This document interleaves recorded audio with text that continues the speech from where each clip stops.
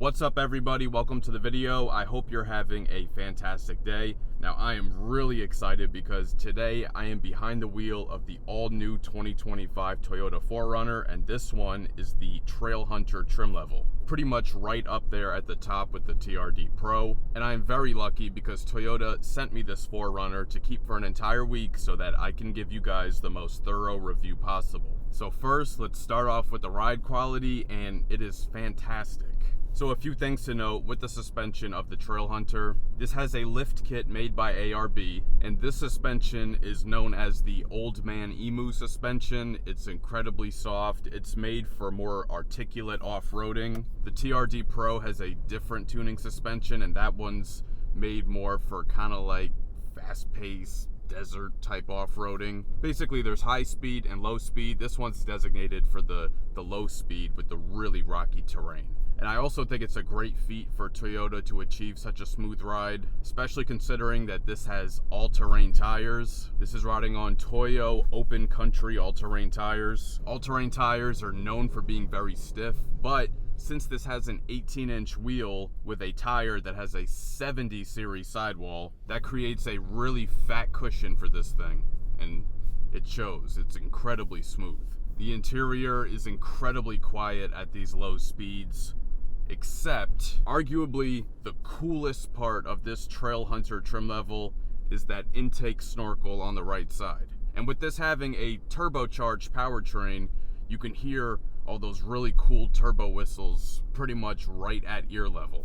So if I crack the passenger side window, you can hear, even just on a street like this, oh my god, it's so cool. That makes this just so much more fun to drive.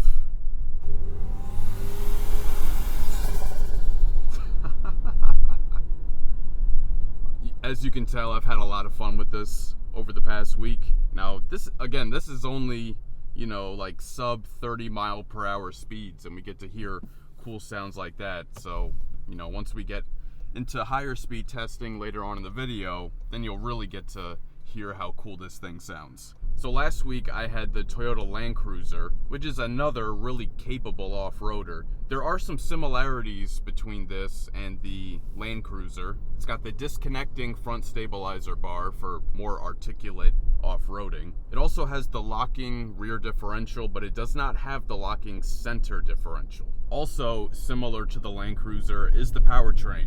This has the hybrid iForce Max powertrain. So when talking about hybrids, fuel economy is a very important factor, especially in a vehicle that's this big and powerful. This does a combined 23 miles per gallon, that's 23 city and 24 on the highway. 4Runners of the past always had V6s, but I think this powertrain works pretty well. So this is a 2.4 liter turbo 4-cylinder, puts out 326 horsepower, 465 pound-feet of torque, and that is paired with an 8-speed automatic transmission. We have a part-time 4-wheel drive system. We have high 4, low 4, and high 2, which I'm leaving it in for most of my driving. And this thing can tow up to 6,000 pounds. Down here we have the drive mode selector. On this dial, shows up here on the gauge cluster. Just 3 regular drive modes, Sport, Normal, and Eco. And also similar to the Land Cruiser, we have the multi-terrain select. So going into the acceleration test, I have it in Sport, and this is supposed to do 0 to 60 in right around 7.5 seconds.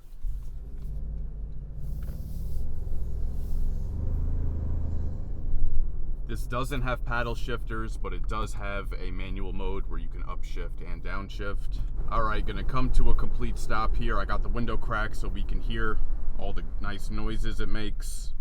No brake torque, go.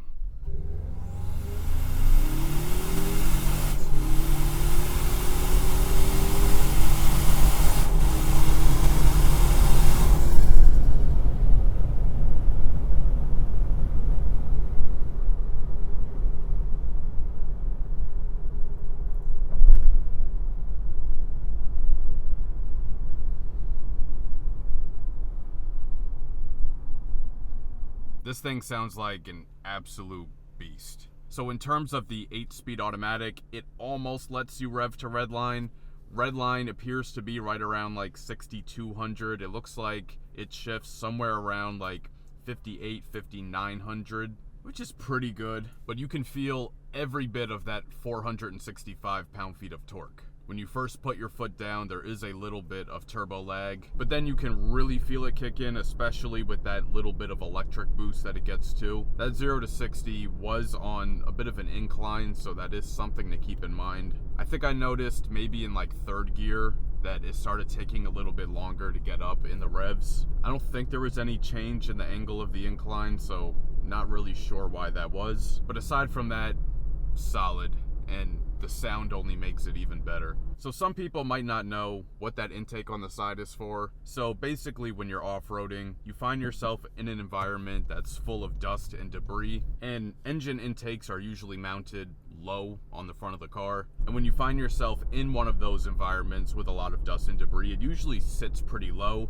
So typically air that is higher up is fresher than air that is down below and full of dust. So instead of just completely annihilating your engine air filter with dust, this intake pulls in much cleaner air than what you would get down below. All right, now it's time for the fun part. We're going to take this out on the highway. Traffic ain't too bad, so let's...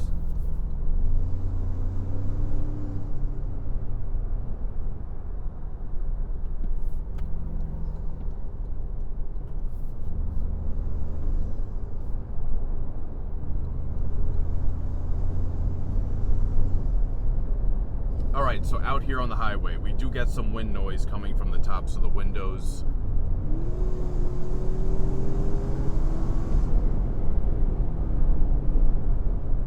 And as far as engine noise, you don't really hear anything from up front, it's all from the side. And even at high speeds, the suspension handles all the little bumps and stuff really well. It's like you can barely even feel them. But once you're already in motion,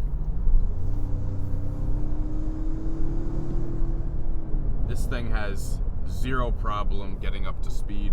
And let's see if I crack the window. I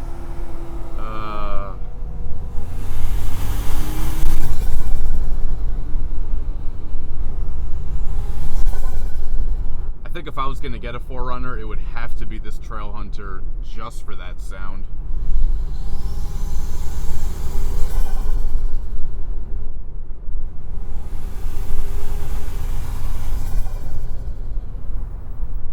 Alright, so now let's test out the adaptive cruise control system. So first thing, we have to make sure lane keep assist is turned on, and then we turn it on.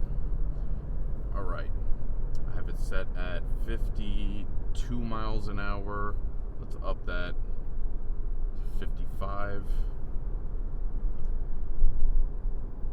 Okay, we're doing a good job with steering.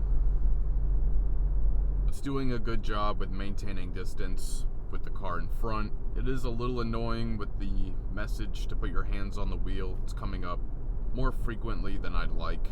Okay, car's coming into the lane, slowing down, very good. Now since I've had the system on, I have not touched the accelerator or the brake. Now let's see how it does when the lane ends here. Some cars don't take this well. Okay. That one did go with it. So yeah, overall, no lane drifting. It does well with maintaining appropriate distances. It reacts more than quick enough when a car comes in or out of the lane. And it also does good with keeping track of the lane when, you know, instances like this where it kind of splits into two, where one merges in. Yeah, so overall, adaptive cruise control system, solid. This 2025 Toyota 4Runner Trailhunter has a 14-speaker JBL audio system, so let's take a listen.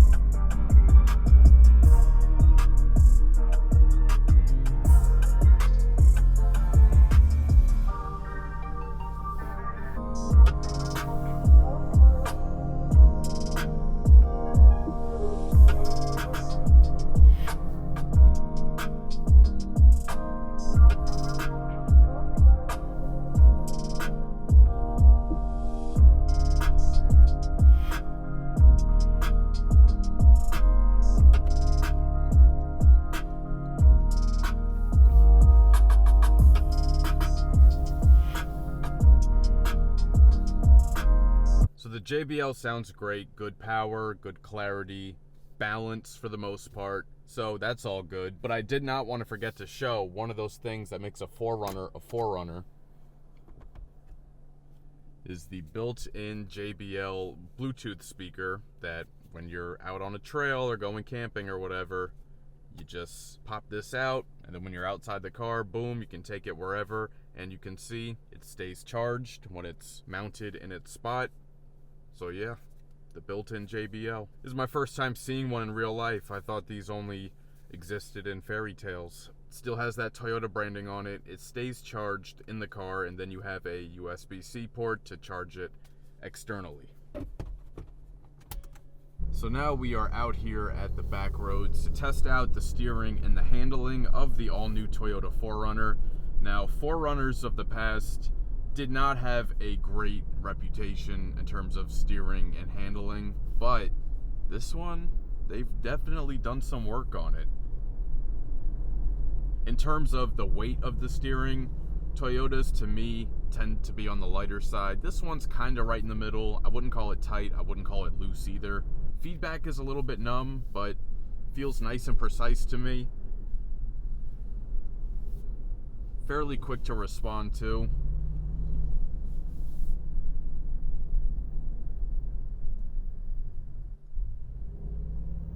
And as far as handling these sharp turns, let's see.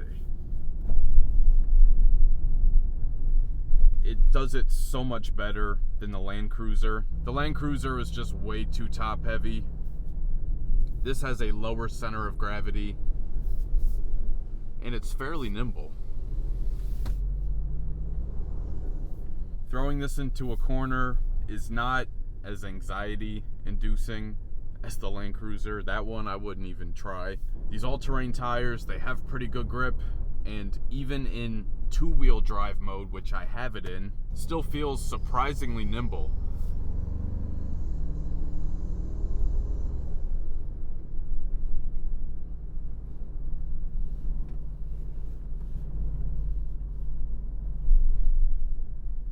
Now it does have some body roll. I mean, it has to. It's a large SUV, but it handles much better than what I would expect.